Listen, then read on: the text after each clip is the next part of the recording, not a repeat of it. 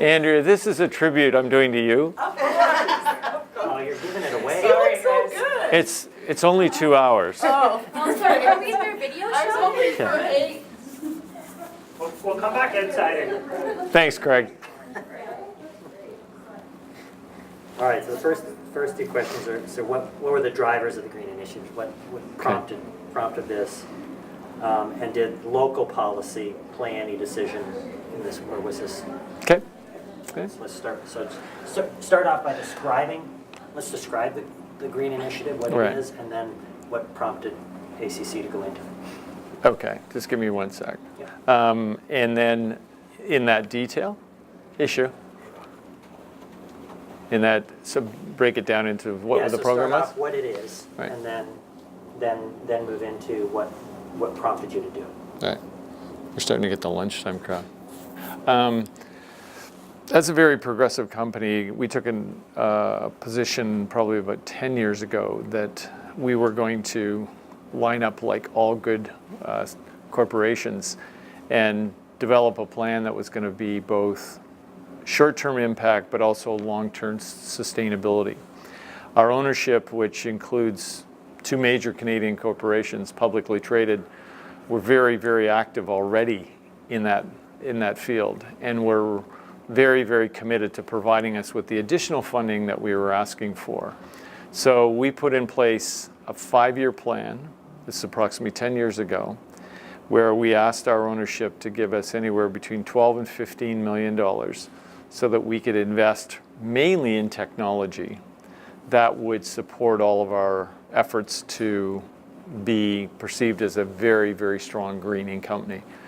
Both the NHL and the NBA have been very, very active in the fields. They've set standards for us all. We've been able as a company to meet those standards and I think go above and beyond those standards. You know, when it's 100% recycling, whether it's our ability to feed the poor after an event, whether it's LED lighting versus halogen lighting, everything that is an opportunity out there to save both from an energy standpoint, but also help reduce costs.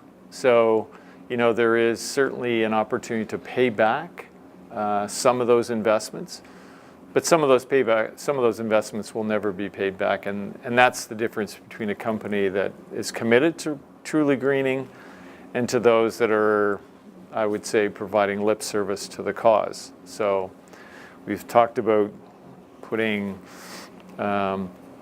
solar panels on our roof to putting a green surface on our roof, and we've looked at almost everything. And so now on an annual basis, that program was done and executed 5 years ago. I would say on an annual basis, we're spending about $1 million a year on replacing generally building technology that is old, aged, and not operating at today's level. Good.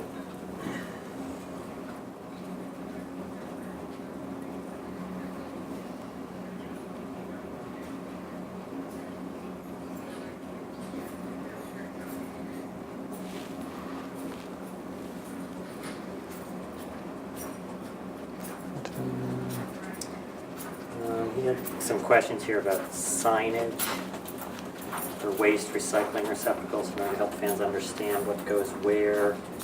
And then, do you have any metrics on understanding improvements in energy, waste, and water reduction? I can talk a bit about measurement. Okay, let's do that then. You know. Okay. Yeah. Let's talk about, measuring Okay. whether or not it's having Hey an guys. impact. Hey, Bob, how are you? Good. So, you know, relative to that investment, very, very significant amount in the first 5 years, a regular amount in the second 5 years, is how do you measure what you're doing, and how do you score yourself on your report card as to what exactly it is that you're accomplishing. Ours is generally driven by measurement of costs. So if we invest in technology, we can measure it in the next year's budget as to what exactly was delivered. So be it energy, be it wastewater, be it sewage treatment, be it garbage load factors, all of that stuff is measurable on a year-to-year basis. And that's whether you tell whether your investment's been worthwhile or whether you're doing it for all the right reasons.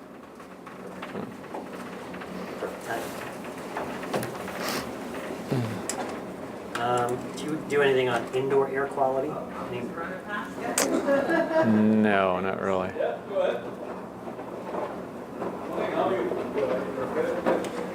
Do you push any of the policies out to outside vendors that are providing, like food vendors, beverage vendors? Yeah, the only thing that we don't do in-house is catering for our suites. We contract out that, and they have to live up to those same policies and procedures. As it relates to recycling, food bank delivery, et cetera, et cetera. So our participation in what we call second harvest, which is that's what I wanted you to sort of finish Yeah. off. Two things. One, I want you to talk about second harvest and sort of how that works. How do you safely store the food so that it right. can be sent out. And the other question you had, do you know on average how much waste has been diverted from landfills as a result of the program? Or no? Yes. You can talk about that too. I just got to remember what that number is. Okay. So, again, all over those 10 years of a very significant commitment on the company's part to ensure that we are a good greening company, we've been able to see all of our utility costs be reduced, when in fact we're actually doing more events. So through better use of utilities and equipment, and a very, very conscious effort to reduce power. As it relates to recycling, we would be probably 80% higher than we were when we first started the program. So waste diversion, and the goal is 100%, is very, very close, we think, within the next year to being 100% waste diversion out of the landfill. The last piece would be our second harvest program, which we've been doing for 10 to 15 years. Every night at the end of the event, the kitchens, under the direction of our executive chef, and our suite caterer as well, participate in a program where the food is refrigerated and picked up the next morning.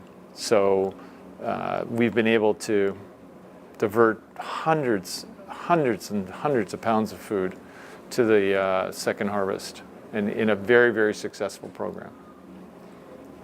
Is Second Harvest, that's run by that's an external organization? Yes, nothing to do with That's us. nothing. Yeah, That's a wrap, Bob. that's it. That's it. Oh my God, that's phenomenal. That is so much content. Well, hopefully it doesn't all end up on the cutting floor.